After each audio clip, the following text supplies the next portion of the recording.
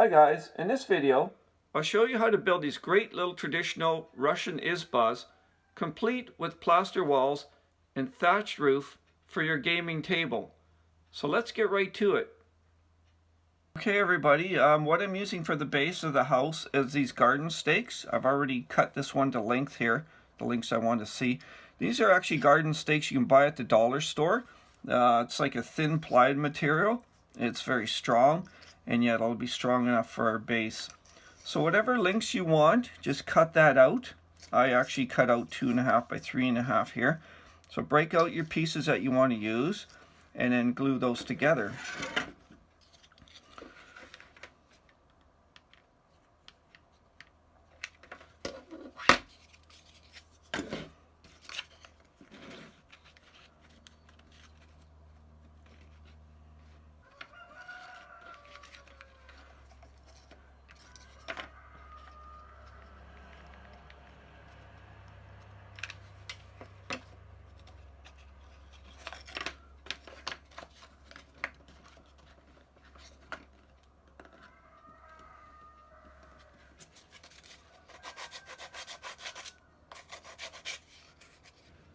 Okay, once you got everything glued, you might have to sand the edges down, make sure everything's clean the way you want it.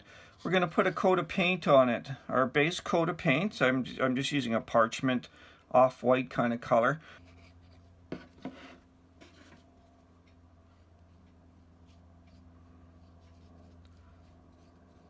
Okay, now that the piece is painted and dried, I actually use a hair dryer to help speed it up, but you don't have to see that. So I'm going to use this stuff here, this polyfill. This is for the stuff that you use for drywall cracks and stuff like that. So this will be the stuff that we're putting on, as this is a traditional IZBA. This will be our plaster. Okay, I've now mixed in some, I got my polyfill in with glue. It's about, I guess 2 to 1. Whatever consistency you're looking for, you can see it's definitely quite a thick paste, and that's going to be fine. So we're going to apply that, and this will be our final coat. This will give us the texture that we're looking for.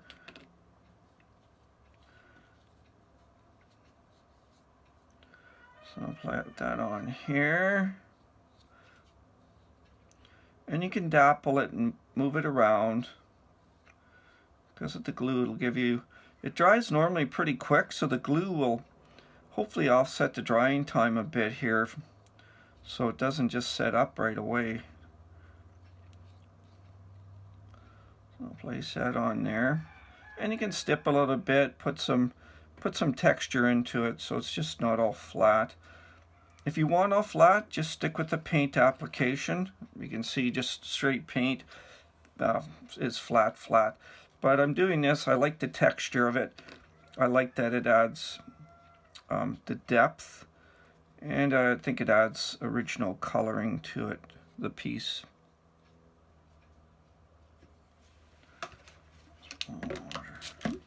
So if your piece is too dry, just add a bit of water until your brush flows nicely over the plaster again.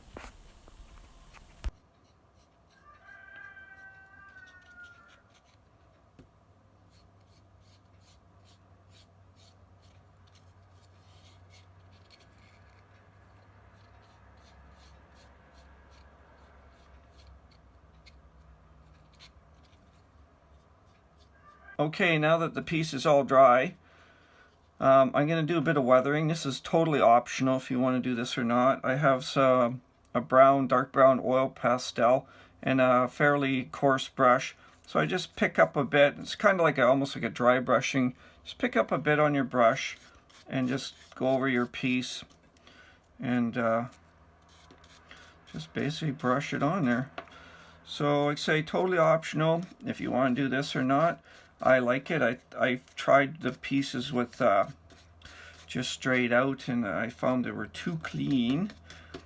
So I started putting a bit of weathering on. So you don't need a lot, right? Just enough to add some contrast to it. Vice versa, you can actually just put little dots on it too, right? For added effect, so you can actually mesh that around and just gives it a little more, say, a little more contrast. I didn't want a sparkling, shiny, pristine white building, so totally optional, totally whatever you want to see. So now we'll do windows. So to do the windows, what I do is I take a piece of cardstock. This is just your serial packing, and I'll put a bit of a background gray onto it, and then we're going to put some mosquito netting on over that, and that's going to give us our mesh a window appearance. So just dabble some on there. Don't need a lot. And it's not actually a bad thing if you get some streaking showing through, because that way your window doesn't look totally consistent. Again, a preference thing. So there you go, not a lot, just enough to give it some background shading. And we're going to lay this material onto it. Some PVA onto that, sorry. PVA a little bit there.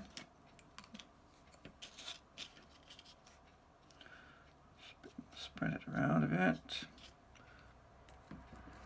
And then we'll lay that in onto it. So just press it down and let that dry. Again, if you have a hair dryer, you can actually hit it with the hair dryer. It might give you a bit of warpage, but don't worry, it's just paper, so it's very pliable. So that's it. That's your basic window material. And from there, once it dries, you will get this.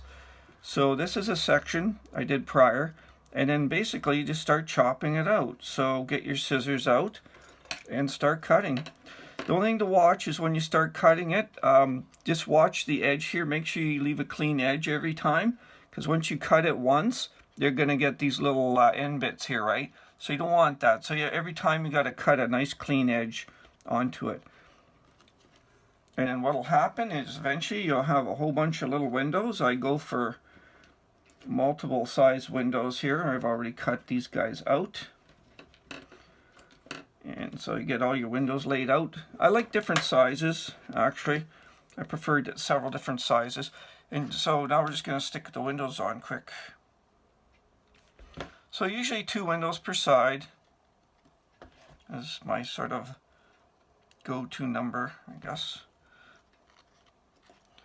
You can put them in any shape, any combination you want. Different sizes. It's all good. It's totally a preference thing. So put them on there. Press them in good. Don't worry about any glue over. If you get any glue over, that's the Elmer's glue will dry. This PVA will dry matte. You won't even notice it. So put those on there. The main thing is to get them nice and flat and press them in so it actually looks like, yep, they're part of the building, right? That's the main thing. You can always go back and got a bit of working time. So put your windows in any combination you like. Okay, they're all on there, good. All right, so just need a door. So the door, same trick again. Just your cardboard packing. I draw out a door. This is a 1/2 inch rule. So basically 3/4 inch, around you go. And I'm gonna, because this is a plank door, just gonna notch some plank sort of lines into it. So this will give your door some texture and not just a flat piece of cardboard. Careful, don't go too deep though, right? Just enough to get you some plank appearance. And cut that out. There we have it. And you can see actually it does have little segments of plank. So for coloration, I'm just going to go with a little bit of a brown here.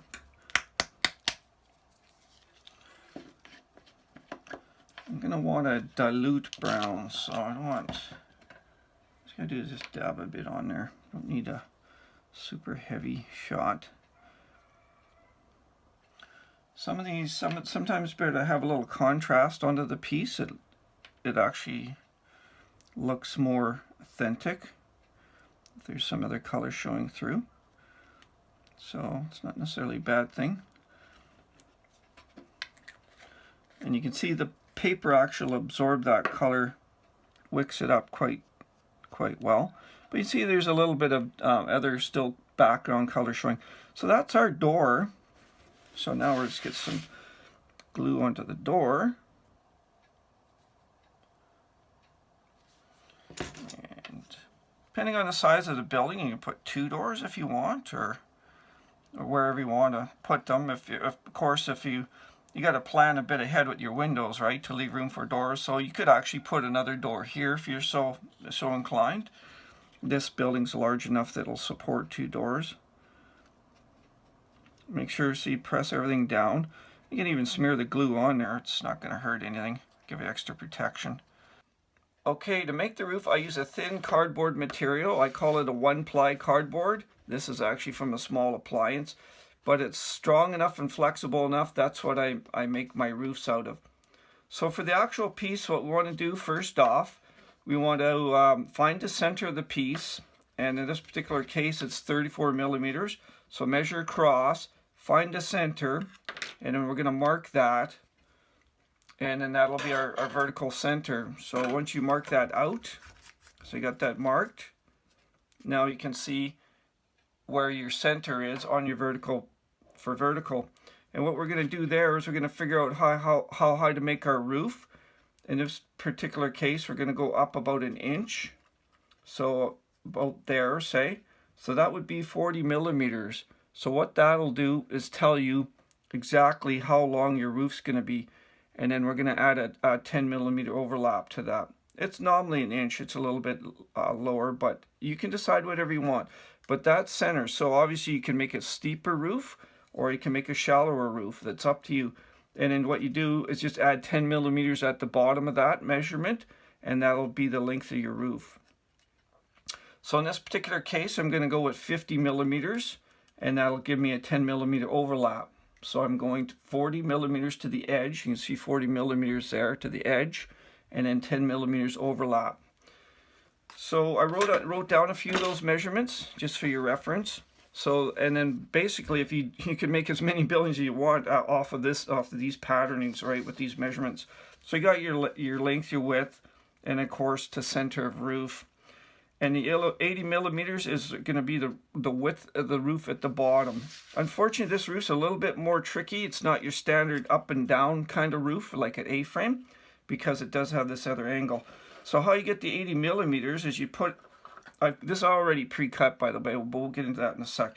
So you put that on here, and then you get your 10 millimeter overlap. That's your overhang for your roof, okay?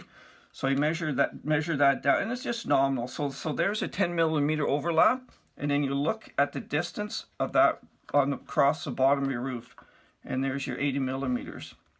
All right. So to actually lay it out, what you want to do, get some of that thin cardboard material. Lay out your measurements, okay? You got 100, so you got your 90 mil, but you need your 10 mil overlap. So you go 100 millimeters, so that's your length of your roof, and then it doesn't 100 millimeters wide. That's going to vary because what we're after is this distance here, which is the 50 millimeters that we just measured out. And you can make that anything you want. That's up to you what you want to do. And then the only other variable is the center line. So how long is this center line? How long do you want to see the center line? I went for 40 millimeters here. That's a total judgment call. And what that'll do is as you increase that, your angle will decrease and vice versa. So shorter, steeper angle. So we got 100 millimeters wide and then 50 millimeters, 100 millimeters long, 50 millimeters wide. All right. And then this is a piece that I've already cut out. And of course, you can use this as a pattern. You can make as many as you want at these dimensions once you have a pattern. Just watch out for the, one thing to note, when you do cut the center, you want to cut this, you want to notch this down. Just cut it enough so you can fold it. You don't have to, but it makes it easier to crease it. Make sure you're in line with, because the corrugation has lines in it, right? So you want to run the corrugation on this piece. That particular cut, you don't want to run across, otherwise you're trying to bend it, and it's just kind of goofy. And you can see once you fold it, it folds nicely in half. You got your two pieces, quite flexible. You can bend those around. So that'll kind of break out our roof pieces. And then what you got to do is you got to figure out the end pieces. Now to do that, okay, so I made up the pattern here with 80 millimeters across and 2 little matchsticks glued down. So basically what we do is we take our roof and plunk that in there, and this will give us our angle for the piece that goes across the back here. So just draw it out.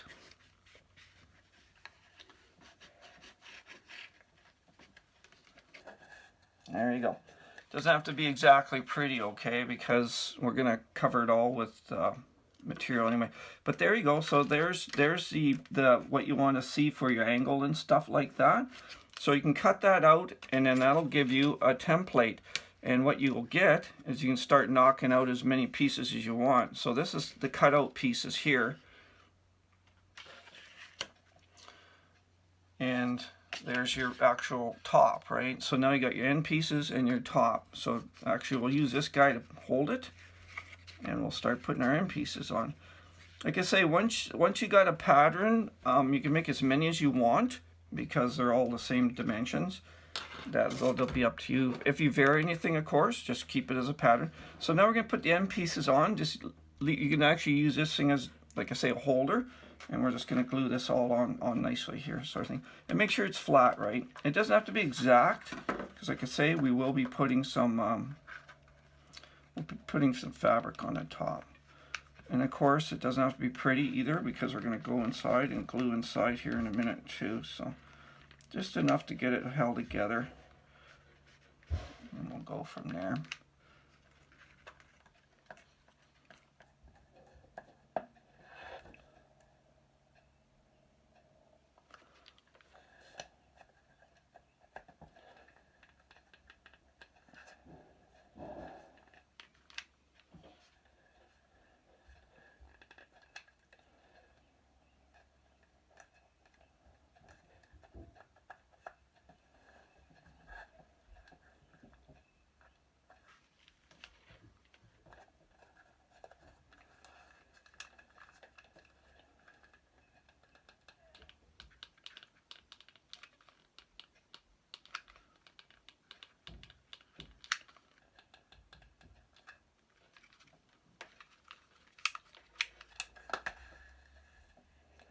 Okay, one thing I do like to do is reinforce the ridge line. So I got some matchstick here, the large barbecue kind.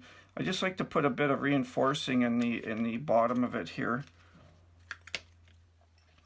That's just me. You can put as much reinforcing as you like in here. Just be careful that it's got, of course, fit over top eventually. So you don't want to have a big piece of wood and then it'll hit your corner there. So just watch out for that. So put that in here.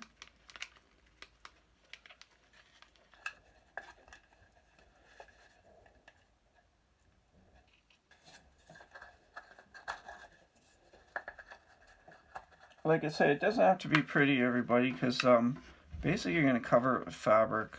Just as long as you don't have big chunks sticking up, sort of thing, causing you grief. But we can all sand those down a bit. So.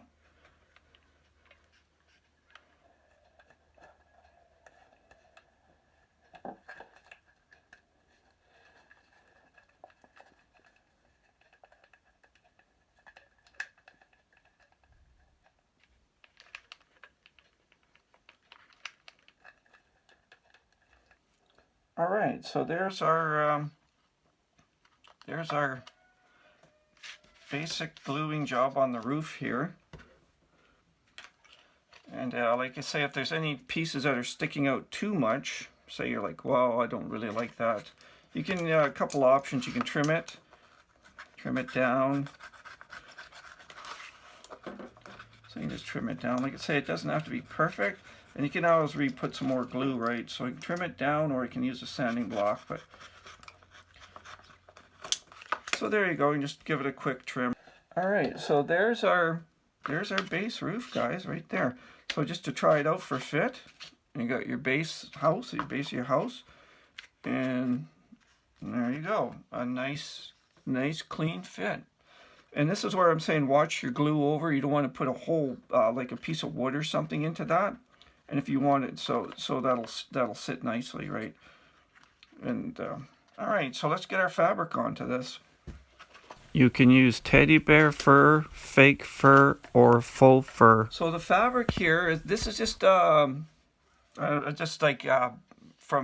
this is actually from a plush toy that was wrecked, a chew toy for the dogs. So what you got to watch is how thick this is. Don't go any thinner. This is at least this is a 1/4 inch deep, right? You don't want to go too thin or it's not going to fold over, because once we put this down, we're going to paint it, and that's going to give us our thatched appearance, right? Color doesn't matter. We're not worried about color, okay, because we're painting it. But we do want to make sure it's long enough. So if you get a super fine one, it's too like shallow or whatever, not thick enough, it's probably not going to bend. So this is just normally 1/4, and I have no trouble with that. So what we're going to do is we're going to use glue to hold this all down. So just make sure you got enough overlap, okay? Don't worry, we're going to cut back. Just kind of roll your roof around, make sure everything's going to fit well, and then we're just going to start putting some glue on it. So don't really press hard with the glue initially, because we want to grab the fabric, but we don't want the glue pushing through the fabric. So don't really press it down. The glue, there'll be plenty of glue there, don't worry, to grab it. So we're going to put some more glue here. So just let the glue do its job of grabbing up the material, and just don't press it on there really tight. The glue has plenty of adhesion to take care of that. So just lay it on there nice. Gentle tap, don't press, just gentle tap. Grab. And you can see you still got all your plush material nice, so we can paint that, right? I'll go along. Do that to all our sides here. And this is why I'm saying don't worry about how the bottom looks so much, because it's all going to be hidden away anyway.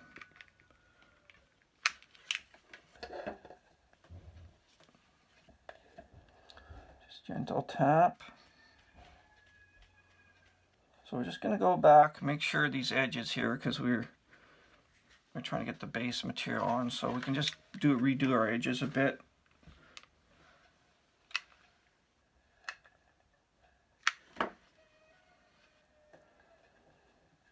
And we're going to be cutting off the axis here, so don't worry about that. It doesn't have to be perfect. What you want to make sure you got enough overlap.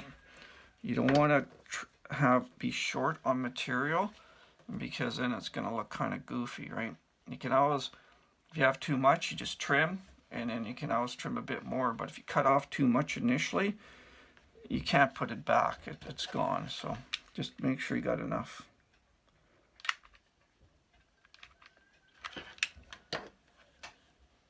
All right, so we have our base material over now. Now we're just going to trim it back, and I'll do the final trimming later once it dries, but we'll get this near so that we can paint it. So grab your scissors.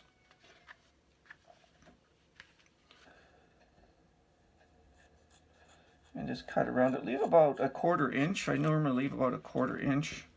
Like I say, you can always cut a little bit more later, and I will after it dries out. But if you cut off too much, you can't put anything back. So save that for later.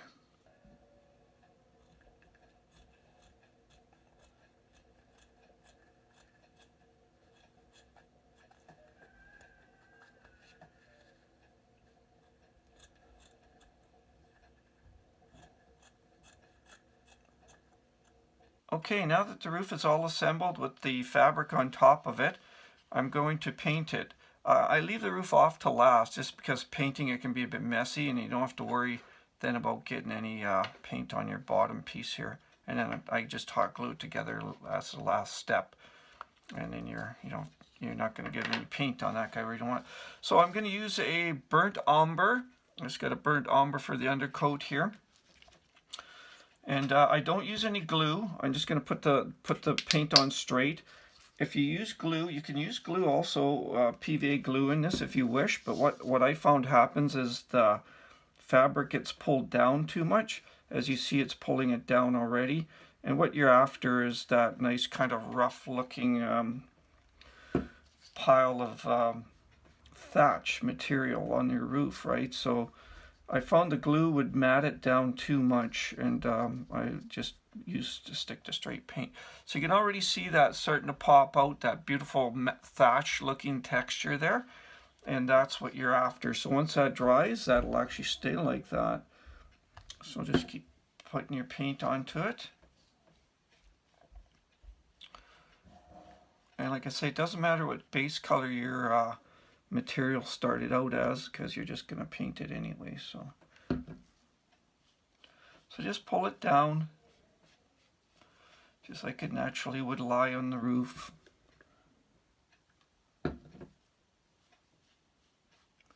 And of course, once the latex paint dries out, it'll just lock all these fibers down,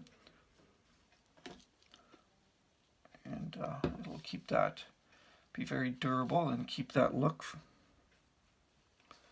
Alright, now that the burnt umber paint has dried, I'm going to trim around the edges of the top of the roof here. And basically what you want to see is this kind of a scenario where you've got, like, it's thick, but you don't want to see a straight line either, because they never actually ran in a straight line. So you want to put a bit of a curve into it. So I'm just going to trim that, and then we'll have a look at that. So just trim off the really coarse bits. Try not to make it too straight.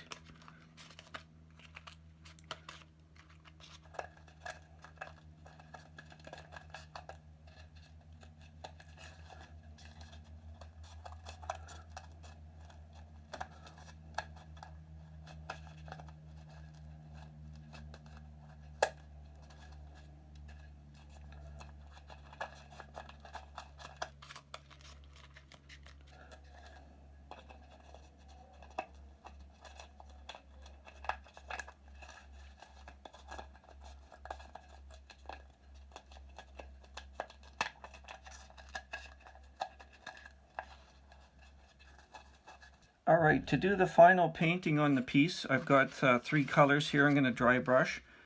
I've got a beige, and then I've got a medium gray, and then a medium green. So I'm just going to dry brush those on there.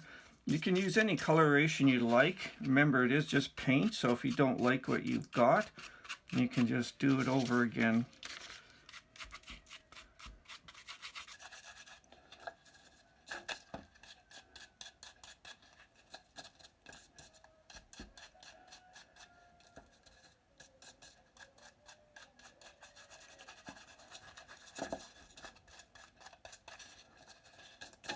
Alright, so I'm just going to do a bit of gray.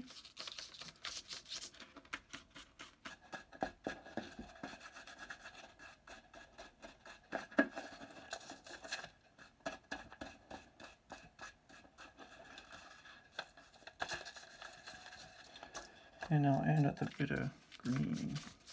Additionally, I did do a final dry brush of 1:1 medium gray and beige. Alright, so there you go. I'm going to stick with that. So I've got multiple colors on there, your choice of colors, of course. And hopefully it highlights, pops out some of that texture. Alright, so our next step is to glue it. So now all we got to do is glue the roof on. So just center your roof piece onto your base, and then start gluing. Don't worry about over glue, because you'll never see it with the overlap of the building. So you can put as much glue as you wish in here, and that'll hold it nicely, and that will complete our project. So there you go. There's our completed building.